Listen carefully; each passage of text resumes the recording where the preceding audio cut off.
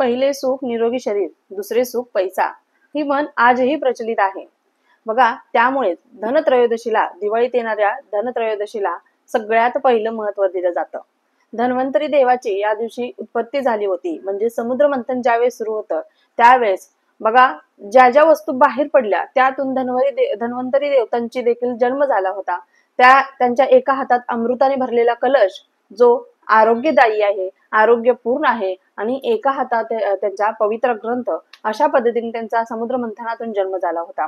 त्यामुळे दिवाळीच्या अगोदर येणारी जी धनत्रयोदशी आहे त्या दिवसाला अतिशय महत्व आहे बघा. या दिवशी आपल्याला काय काय खरेदी करायचं आहे, किंवा सोन्या चांदीपेक्षा मौल्यवान अशा कोणकोणत्या गोष्टी आहेत, हेच आज आपण आजच्या व्हिडिओमध्ये पाहणार आहोत. त्यामुळे व्हिडिओ स्किप न करता शेवटपर्यंत पाहायला अजिबात विसरू नका.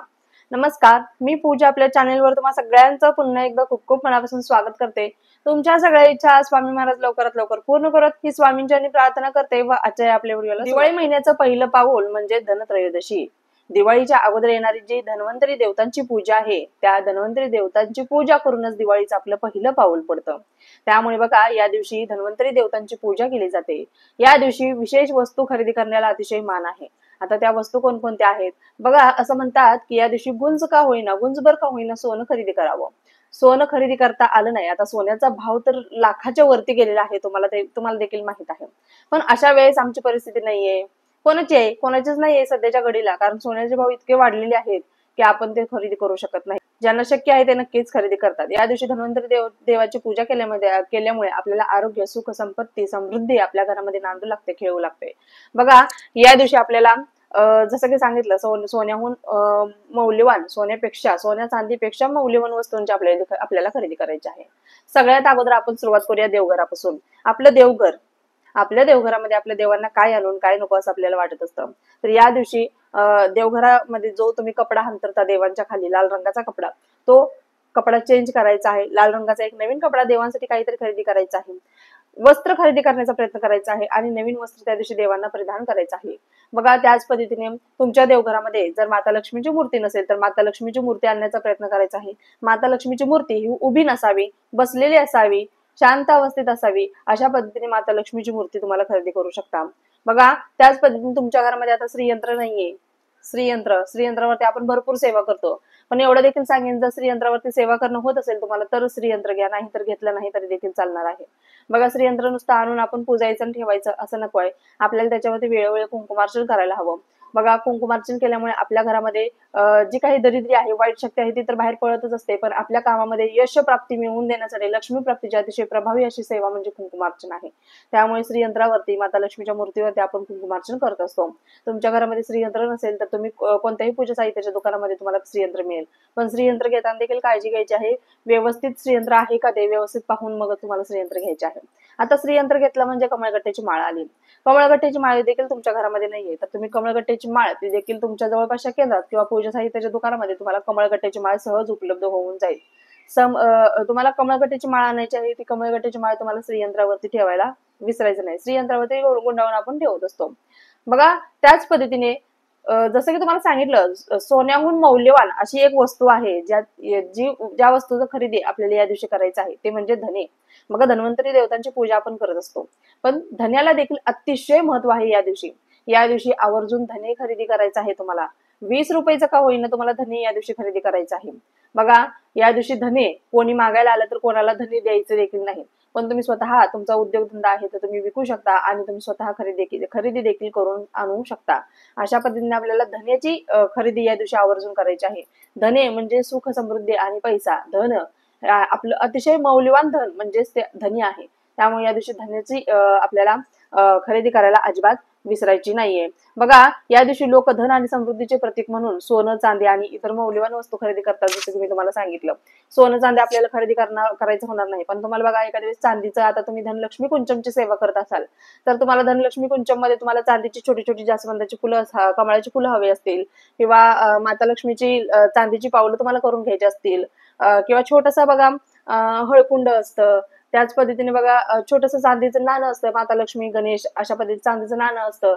अशा पद्धतीने देवासाठी तुम्ही काहीतरी घेणार असाल चांदी वस्तूमध्ये तर तुम्ही आवर्जून धनत्रयोदशी दिवशी तुम्हाला ही वस्तू खरेदी करायची आहे. म्हणजे कुंचम मध्ये बघा आता आपल्याला हळकुंड लागतं, फुलं लागतात, सिक्का लागतो, म्हणजे माता लक्ष्मीचा, गणेश आपले, माता लक्ष्मी आणि गणपती यांचे मिळून एक चिन्ह तयार असतं, अशा पद्धतीने सिक्का तुम्हाला लागत असतो. तुम्हाला शक्य असेल तर या दिवशी आवर्जून चांदीची पावलं देखील बनवण्याचा प्रयत्न करा. जर तुमच्या उंबऱ्याला तुम्हाला लावायचे असतील, चांदीची पावलं असतील, स्वस्तिक असेल, म्हणजे जे शुभ चिन्ह आहेत आपल्या घरासाठी जे शुभ आहे ते चांदीमध्ये बनवण्याचा प्रयत्न करायचा आहे. म्हणजे तुमचा जास्त खर्च देखील होणार नाही आणि कोणती तरी वस्तू आपल्या घरामध्ये देखील येत असते. बघा आता आम्ही भाड्याच्या घरात राहतो, मग चांदीची पावलं आणून काय करू? बघा असं पण होतं. तुमच्या स्वतःच्या घराला तुम्ही चांदीची पावलं नक्कीच लावू शकता. त्याच पद्धतीने बघा या दिवशी दुसरी गोष्ट आहे ते म्हणजे मीठ. बघा लक्ष्मीपूजनाच्या वेळेस आपण मीठ मीठ देखील पूजत असतो. मिठाशिवाय पूजा पूर्ण होत नाही. त्यामुळे तुम्ही मिठाचा मान अतिशय मोठा आहे, त्यामुळे त्या वस्तूला मान द्यायचा आहे. मिठाचा एक पुडा देखील तुम्ही खरेदी करू, काहीच तुम्हाला खरेदी करणं शक्य नाही तर तुम्ही मिठाचा पुडा देखील या दिवशी खरेदी करू शकता. तुम्ही धनलक्ष्मी कुंचनची सेवा करत असाल तर त्यामध्ये बघा गुंजा लागतात, कवड्या लागतात, गोमती चक्र लागते, त्याच पद्धतीने लाल गुंजा वगैरे जे काही आहे, लक्ष्मी कवडी वगैरे, तुम्हाला जे साहित्य कमी पडतंय तुमच्याकडे नाही असं वाटतंय, त्या वस्तू तुम्ही पूजा साहित्याच्या दुकानामधून या दिवशी आवर्जून विकत आणाव्या आणि त्यांची पूजा आपल्या घरामध्ये करावी.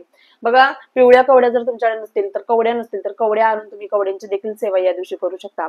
त्याच पद्धतीने धनत्रयोदशी दिवशी आपण छोटे छोटे धान्यानं 5 वेगवेगळे धान्य आपण त्याच्यामध्ये भरून ठेवत असतो आणि त्याची पूजा आपण करत असतो. धन्वंतरी देवाची या दिवशी पूजा करत असतो. तर ते जे छोटी छोटी मडकी असतात ती देखील तुम्ही या दिवशी खरेदी करून आणू शकता. म्हणजे तुम्हाला सायंकाळच्या वेळेस पूजा करण्यास देखील मदत होणार आहे त्याच्यावरती. त्याच पद्धतीने बघा धन्वंतरी देवतांची, आता भरपूर लोक धनत्रयोदशी धनाची देवी लक्ष्मी मातेची पूजा करत असतात, पण या दिवशी खरा मान आहे तो धन्वंतरी देवाचा. भगवान विष्णूंचा अवतार आहे ते म्हणजे धन्वंतरी देवता. त्या धन्वंतरी देवतांचा छोटा का होईना वर्षानुवर्ष आपल्याला ही सेवा पूजा करायचीच आहे. त्यामुळे आपल्याला वर्षभर पूजा नाही करायची. आपली धनत्रयोदशीची पूजा झाली की व्यवस्थित बंद करून अशा जागेला ठेवायचं जिथे आपला हात लागणार नाही, म्हणजे देवाचं सामान आपण जिथे ठेवतो तिथे. बघा धनत्रयोदशी दिवशी आपल्याला छोटा का होईना धन्वंतरी देवतांचा फोटो किंवा आपली मूर्ती असेल तर अतिशय उत्तम आहे. धन्वंतरी देवतांचा छोटा का होईना आपल्याला फोटो आणायचा आहे. बघा तुम्ही प्रिंट जरी काढली आणि त्याचं लॅमिनेशन जरी केलं तरी देखील चालणार आहे, काही हरकत नाही. लॅमिनेशन काही खराब होत नाही. आता मी तर तेच केलेलं आहे, प्रिंट काढायची आणि लॅमिनेशन करून आणायचं. अशा पद्धतीने धन्वंतरी देवतांचा फोटो देखील तुम्ही खरेदी करू शकता. त्याच पद्धतीने बघा तुम्हाला जपमाळ नसेल तुमच्याकडे तर तुम्ही जपमाळ देखील या दिवशी खरेदी करू शकता. आपल्या घरामध्ये ज्या वस्तू नाहीयेत, ज्या आपल्याला ज्याची गरज आहे अशा वस्तू, म्हणजे जे धन आहे आपल्यासाठी धन आहे अशा वस्तू तुम्हाला त्या दिवशी खरेदी करायच्या आहेत.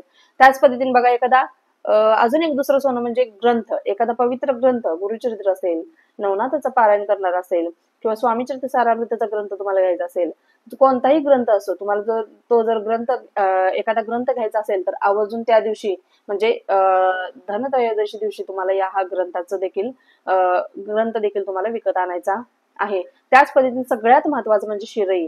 बघा कोणी झाडू घेतं, कोणी केरसुनी म्हणतं, कोणी शिरई म्हणतं. आता पहिला तर शिरई शिवाय काम चालत नव्हते, त्यामुळे शिरई सगळ्या घरामध्ये असायची. त्यामुळे बघा आता छोटी का होईना शिरई आपल्या घरामध्ये आणायची आहे. आता त्या शिरईचं काय करायचं, तर शिरई कशा पद्धतीने पुजायची, काय करायचं, शिरई आपल्याला आणायची आहे धनत्रयोदशी दिवशी. या दिवशी आपल्याला शिरई आणून ठेवायची आहे. लक्षात ठेवा सगळ्यांनी, शिरई छोटी का होईना छोटीशी शिरई आणायची आहे. बघा या दिवशी झाडूची देखील खरेदी केली जाते. झाडू म्हणजेच शिरई.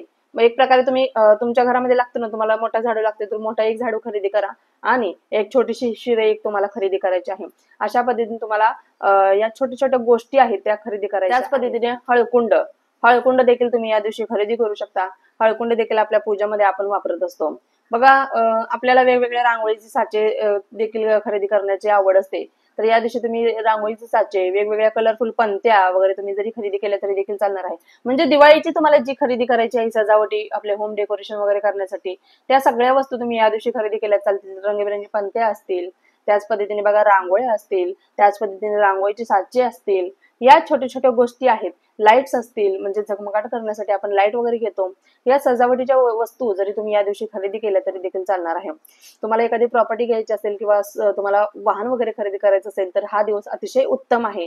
त्यामुळे या दिवशी तुम्ही वाहनाची, एखाद्या प्रॉपर्टीची, जागेची देखील खरेदी करू शकता. अशा पद्धतीने तुम्ही नक्कीच या तुमच्या घरामध्ये ज्या वस्तू नाहीयेत त्या वस्तू खरेदी करण्याचा प्रयत्न करायचा आहे. त्यामुळे नक्कीच प्रत्येकाने प्रयत्न करायचा आहे. कारण जसं की सांगितलं सगळ्या वस्तू राहिल्या, पण धने मात्र प्रत्येकाने खरेदी करायचे आहेत. कारण जसं की सांगितलं पहिले सुख ते आपले आरोग्य आणि दुसरे सुख पैसा. त्यामुळे पैशाच्या मागं न लागता, पैशाच्या मागं सगळेच आहेत, पैशाशिवाय काही चालत नाही, पण पैशाच्या अगोदर येतं ते आरोग्य.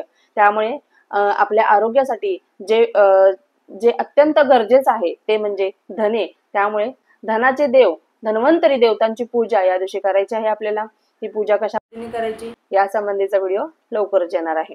व्हिडिओ आवडला असल्यास व्हिडिओला लाईक करा, शेअर करा, सबस्क्राईब करा. पुन्हा एकदा भेटूया अशाच एका नवीन व्हिडिओ सोबत. तोपर्यंत झालेली सेवा स्वामींचरणी रुजू करते. श्री स्वामी समर्थ. धन्यवाद.